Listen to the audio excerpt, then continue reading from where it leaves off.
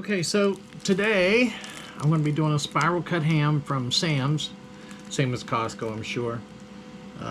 This says, let's see, how big is this? 7 pounds. At Sam's. It's pre-cooked spiral ham. It comes with a glazing. Now, here's the reason why I'm doing it. I'm a single guy, and in order for me to eat food like this, most of it goes to waste. Well, I don't like that. So that's the whole reason I bought a freeze dryer, so that I can buy food like this and I can freeze dry it, and then I can eat it whenever I choose. So there you have it. I'll open this thing up, get it out on the tray, and get started slicing it. Alright, so let me get this open and then we'll get to cutting. Alright, so this is actually pretty doggone messy for me. Oh, I forgot my knife. So what I do is I'll cut it in half, and then I'll start slicing those. It's already pre-sliced, but it's in a, maybe I can do it that way, I don't know. Let me try here. Last time I thought there was a bone in the middle, so I stopped and I cut around that, and then come to find out it was solid meat. So alright, so there that is. Nice big chunk of ham. Now I take the trimmings off the edge, and I also make freeze-dried dog treats. So I'll be mixing those in with a batch of the dog treats. So just to give you an idea, I need to make it about the size of a sandwich or something, really. And it's going to be a mess, but that's basically the size I need. Like I say, I trimmed the rind off and I trimmed the fat off, and that will go in the spare bag for treats. And then I'll just take this and put it in a foil pan like that, and then I can later put that in. I gotta find a pan that I want to use. Yeah, there it is. Okay, so I'll just put that in there after I trim it, and that's going to be a job. I don't want to do all that on camera, but I just want to let you know where I'm at, what I'm doing. I can show you the trays when they're done. Alright, so now I got it down a little manageable. I thought I'd show you what I'm doing here, as I'm just roughly cutting the edge off, because it's not going to dry out in the freeze dryer and reconstitute properly anyway. So like I said, I make dog treats, and I do sell some of them, but mostly it's for a friend of mine and my dog.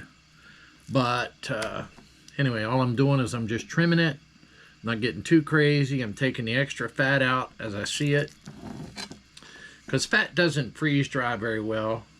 It will, don't get me wrong, but it doesn't.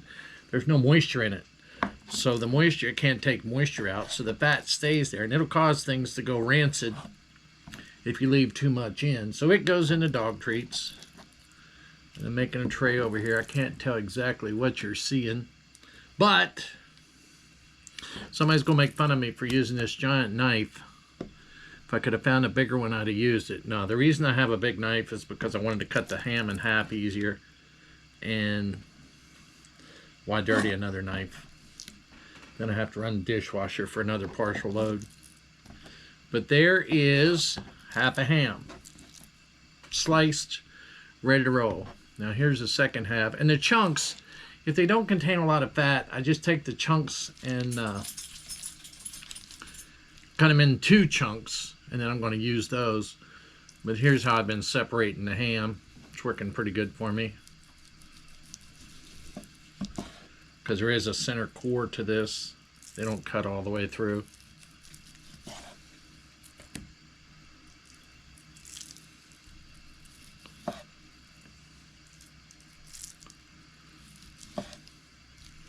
I think that's probably enough for that type of the video. So since I've shown you that, you can probably see the pan where I'm putting it. The dog's eating well down there. I have a miniature schnauzer. Her name is Sophie. And she's always around the table when I'm making something, because she knows she's going to get pieces. I'm messy, so pieces hit the floor pretty regular. She's on them. They don't go to waste. I don't believe in the 5-second rule, so if she doesn't pick it up, it hits the trash. But see, as I get down here, here's what's going to happen. I don't know what kind of glazing they use to make these, but it is slimy. And the funny thing is, my mom always told me, when ham gets slimy, you throw it out. Well, not this. This is good stuff. It's whatever they use to cook it. And there, it's only partial. So that is a nice sized chunk. And that's where my cubes come from, essentially. I try to bring this up and try to peel it. Take that rind off the outside edge, which can be a chore in itself, trying to keep my fingers attached. But there it is. Big chunk laying down there that I left on it. So the rind is going to go in the dog treats. And then this, I just put in with my other ham as chunks to cut up. Same with this, unless it contains a lot of fat, which I see a lot of fat right there. And sometimes, Sophie, come here. Sometimes Sophie gets it right off the table, and sometimes she doesn't. Either way, she's always on the guard. She's ready. Love her to death.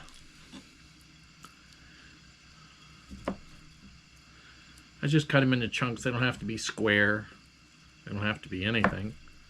And they're pretty neat. I took them to work and let some people try them. And they said, interesting. Because they're real light. They're even crunchy. But they're extremely dry. Now what I found with ham is, even if you freeze dry it, it tastes fantastic. But it's... no matter what you do, it still tastes dry. Now, it reconstitutes pretty well. I'm making a mistake doing this, but I'm just going to do it to get started. I never cut toward myself. Learned that in the Boy Scouts. Never cut toward yourself. Always cut away. But sometimes you got to do what you got to do. I can see this piece is going to have a lot of fat in it.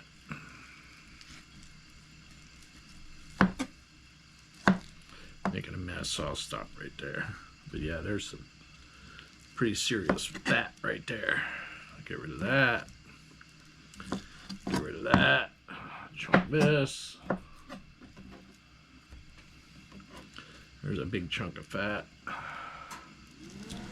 Get rid of that.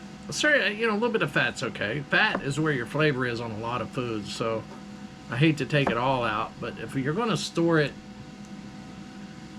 for up to years, freeze drying stuff is good for, they say, I won't live that long to test it, but they say 25 years.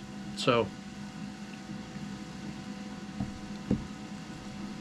not that I'm a prepper, I'm really not. I'm just enjoying doing this. I do other things too that would be considered prepping, but I'm a proud gun owner and all that good stuff, but I don't,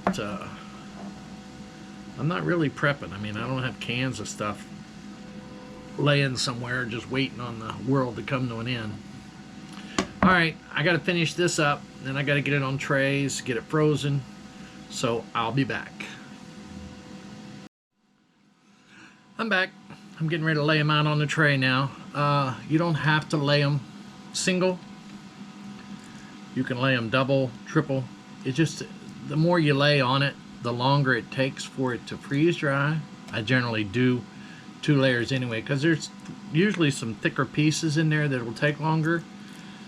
So, besides that, I don't have 1,600 trays to lay all these little slices of ham out on. So, what I do is I try to leave air gaps. in the slices when I put them on there. Like there's a thick slice. So I try to leave it so that there's room for the air to get around and the moisture to get out. You know, I thought of something while I was doing this. There was probably a pound of juice, water, slimy stuff, whatever, coming out of the bag when I opened this. So I paid $7 for a pound of stuff that I put down the drain in the sink. Why is that necessary? I don't know. I guess to keep the ham moist so that it's tasty. I don't know. But since it was 7 something a pound, that's what it worked out to be. Now I'll just put some of these chunks in here, in some of the holes where there's room. And basically that tray is done. There it is. So it's going to go in the freezer to be frozen, ready for freeze dry. I currently have a load in it, so I'll be putting this in the freezer for a few days. I'm doing orange juice, where I just did a video. I'm going to finish it up for making vitamin C capsules. So let me finish these up, get them in the freezer, and I'll holler back at you later. Okay, so here is the ham out of the freeze dryer. I gotta find a place to put my phone. So it's like styrofoam. It smells great. Not much to it though. So I'm gonna put some in bags. This is not all of it. The other pans weren't ready yet. This one was done. The others weren't. The way I know is I measured them. I measured the weight, and then I waited a couple hours and weighed it again. And this one didn't lose any more weight, so I know the water is gone.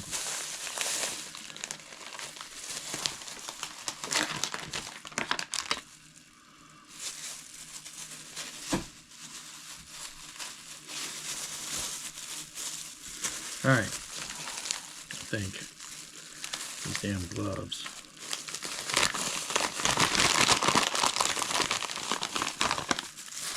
So I'm not weighing anything beforehand. I'm just going to put it in. But if you notice, they break just like thin cut styrofoam would. So for me, this is all going to be sandwich meat, so it doesn't matter the size of it as far as that goes. As long as I have enough ham to cover a sandwich. Put some cheese and some mayo or Miracle Whip on it. I'm good to go. And usually what I do, I know, like a lot of you I know don't freeze dry, but usually what I do after I bag them, then I weigh them again and I put that gram weight on there. Now if something goes bad and it brings any moisture in, I'm going to put those cubes in a different bag, while it's in storage, then it'll weigh more. If it weighs more, I don't want to use it. I think that's more than enough to make a sandwich.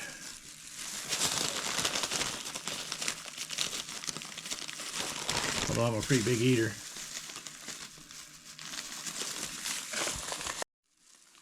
My battery died, so I'm back.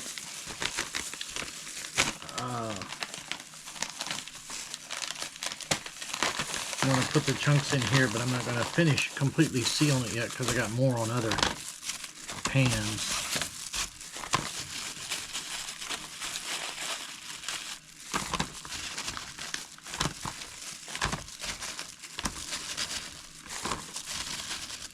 It looks like there's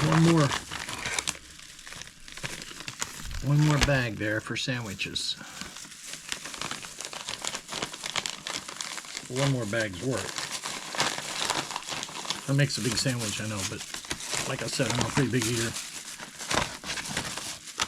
I'm a big boy. I need to lose some weight, is what I need to do. But I'm not going to worry about it now. Maybe I'll worry about it after I'm dead. I haven't been diagnosed as diabetic yet, so I'm in good shape. Okay, so that's the end of that, and I'm going to put some, once I find them, oh, I got them stored in a jar. I'm going to put some oxygen absorbers in there. And I'm going to need somebody to open this jar for me. They seal pretty tight. If any oxygen that's in there, it sucks it out. So they're going to seal tight. And gloves don't help matters much. So I'm just going to drop one in each one, just to keep the air at bay. And then I'll squeeze out all the air I can.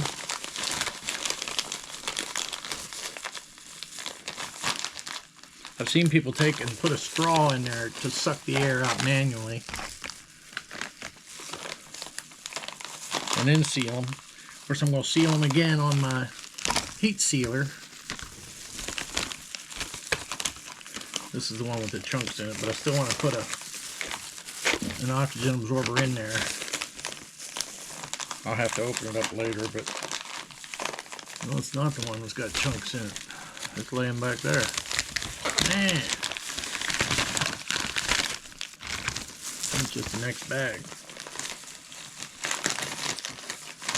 I'll be all right. I'm senile. So there are 3 bags. Like I said, I'll weigh them. I'll make labels for them yet. The label goes here. I'll put the dry gram weight here. That way later on I can test them, and if I weigh the whole bag and say, well, it's gained 3 grams of moisture, then I know that odds are whatever's in there is spoiled. So I need to treat it as such.